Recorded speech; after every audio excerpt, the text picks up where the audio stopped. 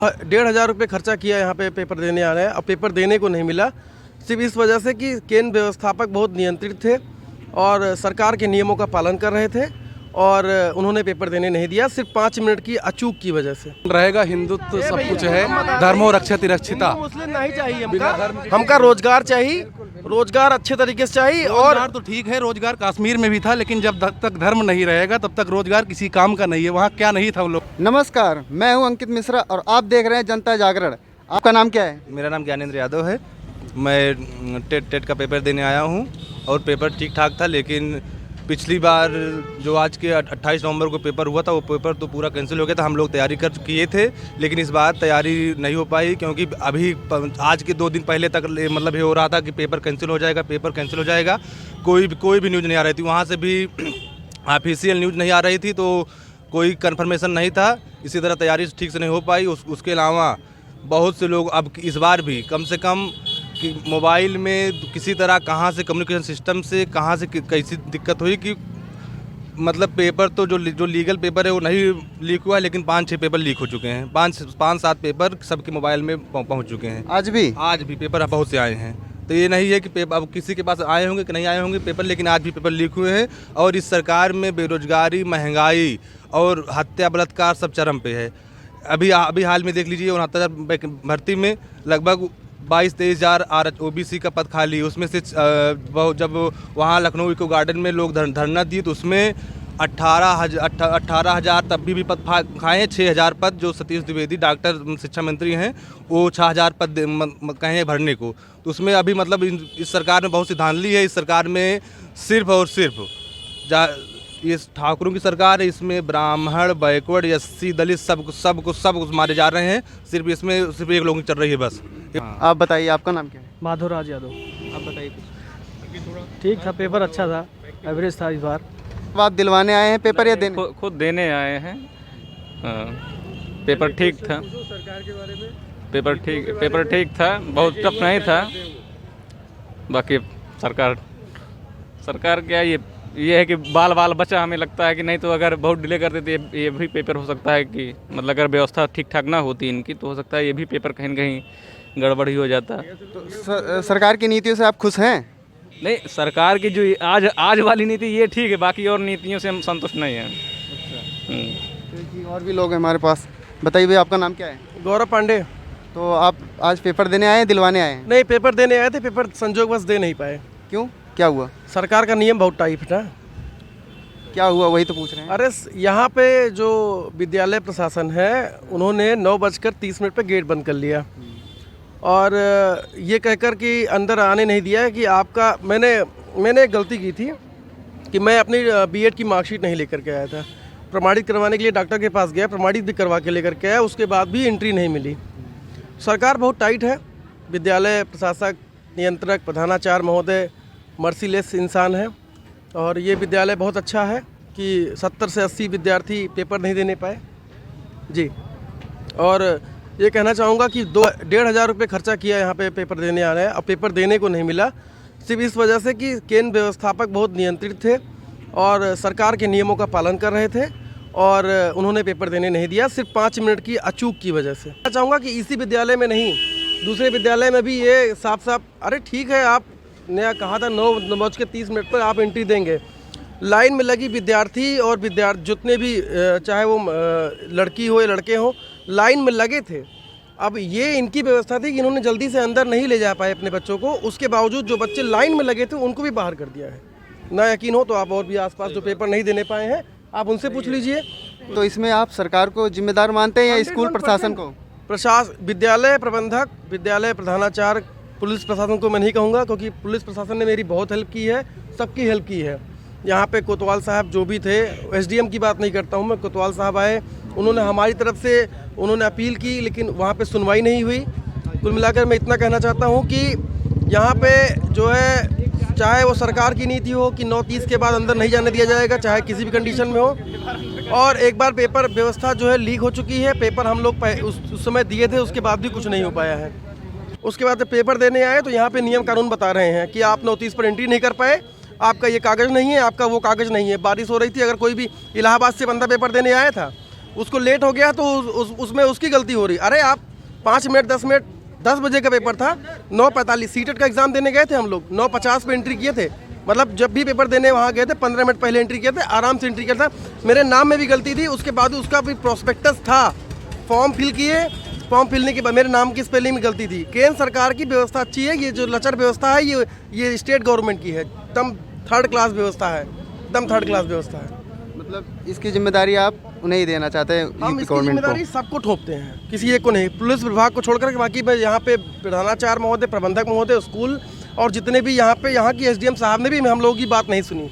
उन्होंने कहा कि सरकार का नियम है, सरकार का नियम है कि 9:30 के बाद अटेंडेंस एब्सेंट लग जाएगी, सरकार का नियम है। तो आप जैसे कि एक युवा वोटर हो, 2022 का चुनाव आने वाला है, बहुत सारी पार्टियां अपना दमखम लगा रही हैं, तो आपको क्या लगता है कि आपके हिसाब से इस बार किसको आना चाहिए सत्ता में? इस बार अखिलेश को आना चाहिए। अखिलेश को ही क्यों? ऐसा कि इनका कार्यकाल नहीं सही है हमारे हिसाब से। कुछ कार्यकाल, जैसे उनके कार्यकाल में ऐसा क्या अच्छा हुआ जो आपको अच्छा लग रहा है? स्टूडेंट जो है ये बराबर एग्जाम नहीं दे रहे हैं। हाँ, अभी वो भैया ने, पांडे जी ने अभी आपको बताया, जैसा कि ऐसे कई भी स्टूडेंट हैं जो बराबर नहीं पेपर दे पा रहे हैं। इनके हिसाब से अखिलेश को आना चाहिए। आपको क्या लगता है सर? सर इस बार अखिलेश सरकार ही आएगी। अखिलेश सरकार ही आ जाएगी। आपको क्या लगता है? योगी जी आएंगे। योगी जी ही क्यों आएंगे? योगी जी ने विकास किया है, क्या विकास किया है? रोड सड़क जो है, राशन सब मिल रहा है योगी जी के राज में, बराबर मिल रहा है, सबको मिल रहा है, गरीब को मिल रहा है। और यहाँ पे इतने युवा जो मौजूद हैं जो बेरोजगारी का मुद्दा उठा रहे हैं, कह रहे हैं कि 2 बार पेपर कैंसिल हुआ है, उस पे आप क्या कहेंगे? पेपर कैंसिल हुआ, पेपर फिर से हो रहा है। अब कैंसिल लेकिन हो गया, तकलीफ तो हो रही है, कुछ तकलीफ हो गया तो उसमें क्या करे जाए, सबकी कुछ दिक्कत है। किसकी जिम्मेदारी है? अरे जिम्मेदारी प्रशासन की है, पुलिस की है, जो है उसको इसीलिए दोबारा पेपर लिया जा रहा है। तो बहरहाल आप ओवरऑल नीतियों से खुश हैं उत्तर प्रदेश सरकार की, और योगी को फिर से देखना चाहते हैं। जी भैया, आपका क्या नाम है? मेरा नाम विनोद यादव है। आपको क्या लगता है कि इस बार कौन आ रहा है सत्ता में?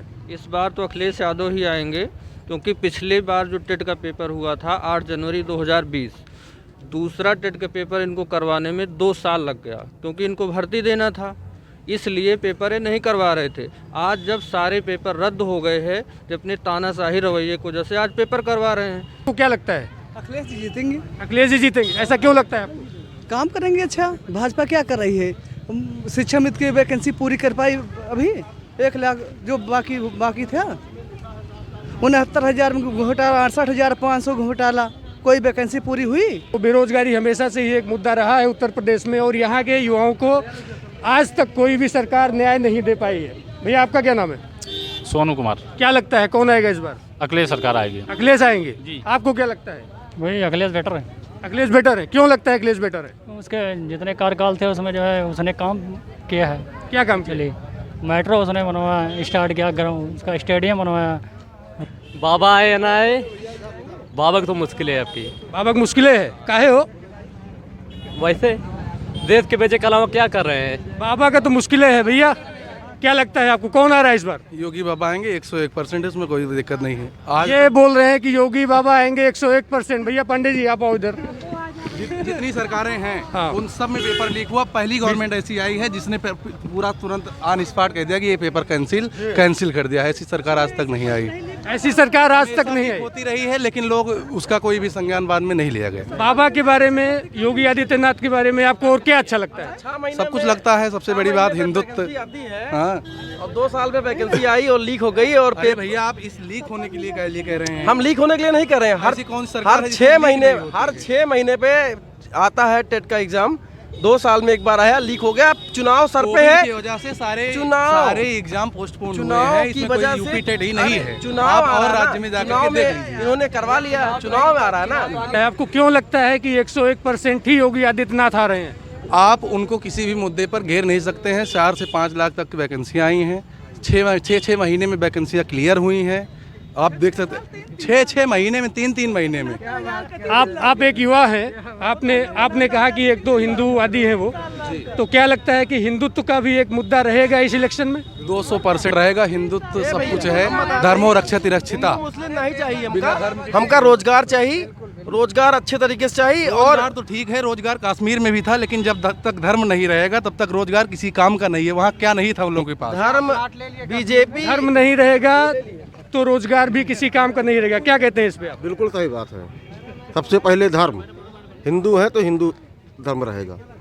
तो आप खाली भाजपा को इसलिए लाना चाहते हैं क्योंकि वो हिंदूवादी सरकार विकास भी है, विकास भी हो रहा है।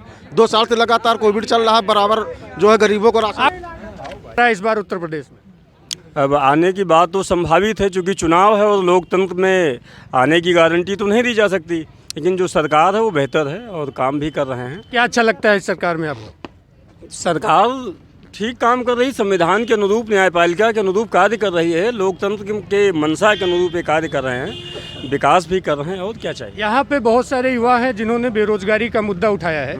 वो बोल रहे हैं कि पेपर कैंसिल होने से उनका मनोबल टूटता है।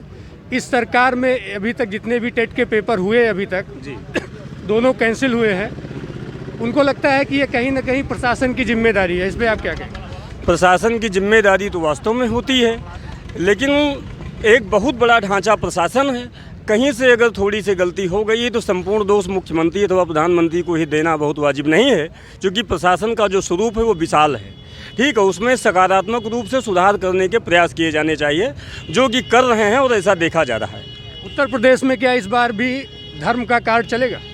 हाँ बिल्कुल चलेगा, क्योंकि भारत सेकुलर कंट्री है, बहुधर्मी देश है, बहु संप्रदाय के लोग यहाँ रहते हैं, तो ये तो निश्चित एक मुद्दा रहता ही है, उसमें कोई दो राय नहीं है। हिंदू, मुस्लिम, जैन, सिख, ईसाई, तो ये कहीं ना कहीं मानसिकता में तो है ही है। विकास भी है लेकिन धर्म भी है। बहुत बहुत धन्यवाद, आप लोग हमारे साथ जुड़े हैं। जैसा कि आप देख रहे हैं यहाँ पे अभी भी कुछ क्लैरिटी नहीं है। यहाँ पे बस यही है कि युवाओं के अपने मुद्दे हैं, बाकी लोगों के अपने मुद्दे हैं, किसानों के अपने मुद्दे हैं, लेकिन जो भी है हम अपेक्षा करते हैं कि जो भी सरकार आएगी युवाओं के साथ, किसानों के साथ और सबके साथ न्याय करेगी।